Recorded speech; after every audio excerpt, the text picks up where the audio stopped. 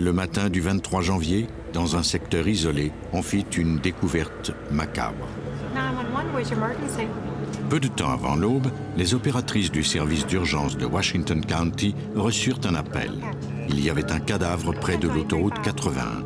L'agent dépêché sur les lieux trouva le corps d'une femme à demi nue sur la route. L'équipe d'enquêteurs de scène de crime de Washington County examina les lieux. Les techniciens photographièrent la scène et l'examinèrent méthodiquement pour déceler des indices. Il était impossible pour les enquêteurs d'identifier la victime sur les lieux. Il n'y avait aucun sac à main ni carte d'identité. On trouva toutefois un sac d'épicerie en plastique. Celui-ci avait été partiellement enroulé autour de la tête de la victime. On trouva d'autres indices non loin de là, dont une paire de pantalons que l'on croyait appartenir à la victime. Dans une des poches, on trouva un bout de papier sur lequel étaient notés 2 numéros de téléphone d'un autre État. Les enquêteurs trouvèrent un autre indice important, des traces de pneus mêlées de sang.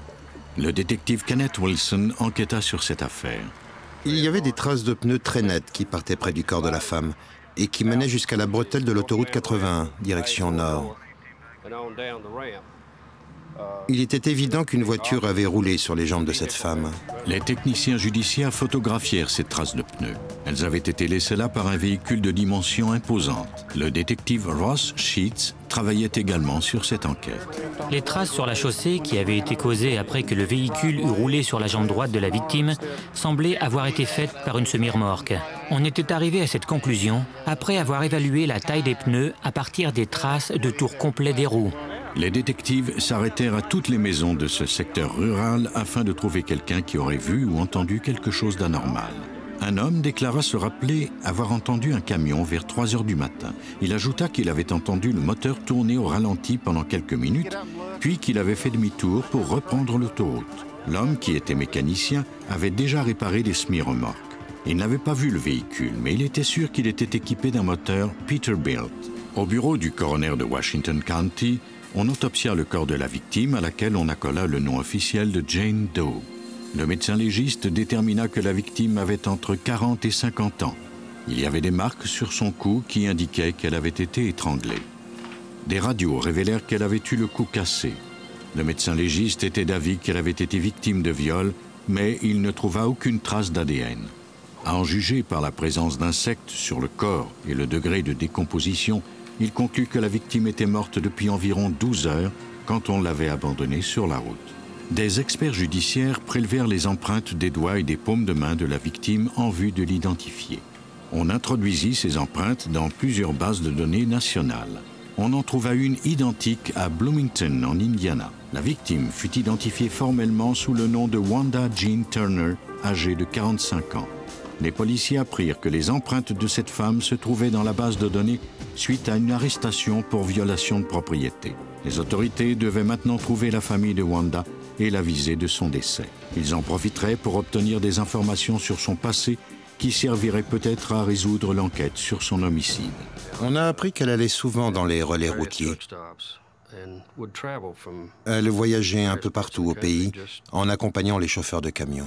Mais les membres de la famille de la victime ne fournirent guère d'autres indices à la police. Ils ne l'avaient pas vue ni eu de ses nouvelles depuis plusieurs mois. Les enquêteurs devraient tenter de reconstituer les derniers jours de sa vie sans autre renseignement de leur part. Ils s'arrêtèrent au numéro de téléphone trouvé sur un bout de papier dans une des poches du jean.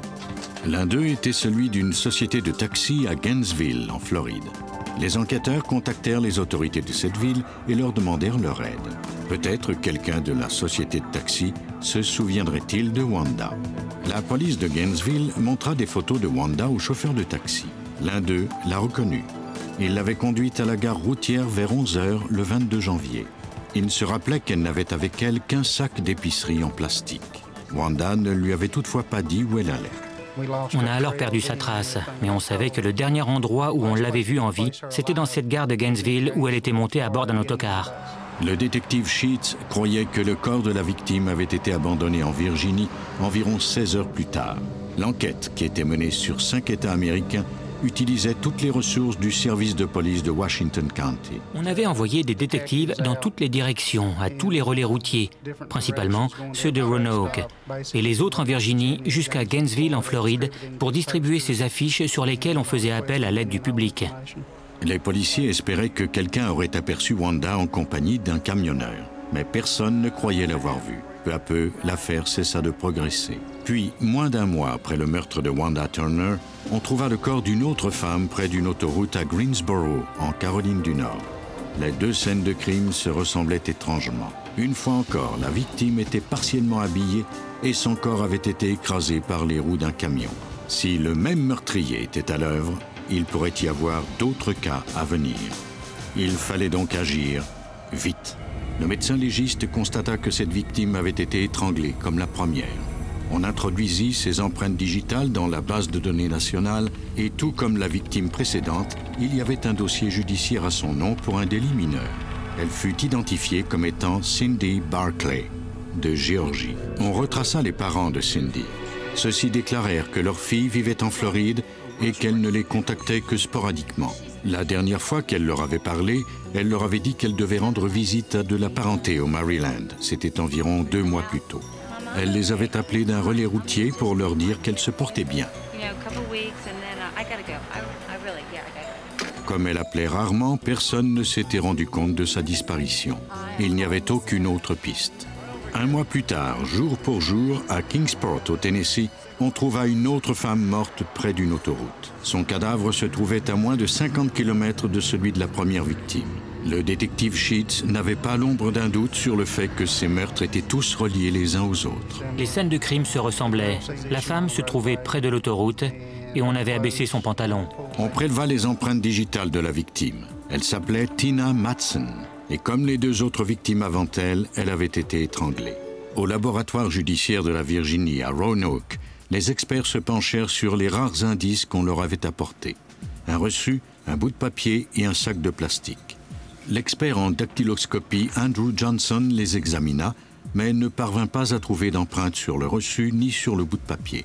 Il examina ensuite le sac de plastique trouvé sur la tête de la victime. Les empreintes prennent bien sur un sac de plastique. C'est une surface lisse et non poreuse. Si la personne qui y touche transpire le moindrement ou s'il y a un soupçon d'huile sur ses doigts, elle pourra y laisser des empreintes de très bonne qualité. Johnson plaça le sac dans une chambre hermétique. Il y mit ensuite un pot contenant du cyanoacrylate ou de la supercolle. Après avoir scellé la chambre, il chauffa le contenant jusqu'à ce que des vapeurs s'en échappent. En s'évaporant, la colle adhérerait aux empreintes huileuses qui apparaîtraient ensuite sous un éclairage spécial. Après 3 longs mois et autant de victimes, Andrew Johnson venait de découvrir ce qui, l'espérait-il, permettrait de résoudre l'enquête. J'ai photographié l'empreinte obtenue et j'en ai fait un agrandissement de 5 fois la grandeur réelle. Ensuite, j'ai fait un calque des menus détails. J'ai reporté le tout sur un acétate. L'empreinte trouvée sur le sac de plastique fut envoyée à plusieurs services de police à travers le pays. Après plusieurs mois d'enquête au cours desquels on n'avait rien trouvé, les enquêteurs eurent enfin un coup de chance. Le suspect avait déjà été arrêté en Arkansas pour des délits mineurs quelques années plus tôt. L'empreinte était celle de Sean Goble d'Ashboro, en Caroline du Nord. L'enquêteur Sheets du service de police de Washington County avait toutes les raisons de croire qu'il s'agissait là du meurtrier. C'était un chauffeur de semi-remorque. On croyait donc que c'était notre homme. Le détective Kenneth Wilson se rendit en Caroline du Nord pour interroger le superviseur du suspect. Goble était en déplacement et devait rentrer sous peu. Le superviseur confirma que non seulement Goble était chauffeur d'un camion remorque, mais également que le véhicule était équipé d'un moteur Peterbilt. Les collègues de Goble n'arrivaient pas à croire que celui-ci était un tueur sans pitié. Dans tout le service, on connaissait Goble comme un homme calme et facile à vivre, mais solitaire. Il avait cependant une excellente réputation. Quand Goble se présenta à son superviseur, les détectives étaient là pour l'accueillir. Il n'a pas paru surpris. D'ailleurs, il n'a guère réagi. Mais quand on lui a annoncé qu'il était en état d'arrestation et pour quel motif, il a tout de même montré un certain étonnement. Goble nia être impliqué dans ces meurtres. Il déclara aux enquêteurs qu'il n'avait même jamais rencontré les victimes. On le garda en détention au service de police de Winston-Salem pendant que les enquêteurs fouillaient son camion. On y trouva un sac à main contenant le permis de conduire de la dernière victime, Tina Madsen. On y trouva également de nombreux cheveux. et ce qui semblait être du sang. La police obtint un mandat de perquisition de la maison du suspect. Dans le placard de sa chambre à coucher, on fit une découverte troublante. Il y avait là plusieurs sacs à main, des chaussures et des sous-vêtements féminins, de même que d'autres effets personnels. Les enquêteurs croient que Goebel gardait des souvenirs de chacune de ses victimes. Devant ces preuves accablantes, Sean Goebel avoua enfin être l'auteur des 3 meurtres. Après nous avoir regardés pendant un moment, il a finalement reconnu que c'était bien lui qui avait commis ces meurtres. Son comportement a alors changé. Il est devenu très coopératif. Il semblait content que tout cela soit fini. Il était prêt à mettre ça derrière lui et à reprendre sa vie normale. Mais pour le détective Wilson, il ne partirait pas de sitôt. Goebel raconta à la police ce qui était arrivé le soir où il avait fait monter Wanda à bord de son camion. Il approchait de la Virginie quand elle lui avait demandé de l'emmener avec lui. Il avait accepté. Puis il l'avait tué. Il avait ensuite mis un sac de plastique sur sa tête pour éviter que le sang de sa victime ne tache les sièges du camion. Ses aveux représentaient plus qu'il n'en fallait pour faire comparaître le meurtrier. Les aveux de Goebel lui ont évité la peine de mort. Il a été condamné à 3 peines d'emprisonnement à vie consécutives. Les meurtriers savent comment attirer leurs victimes en gagnant leur confiance avant de commettre leurs crimes. Mais la criminalistique peut reconstituer leurs actes en assemblant les indices. On constitue par le fait même les preuves qui les feront condamner.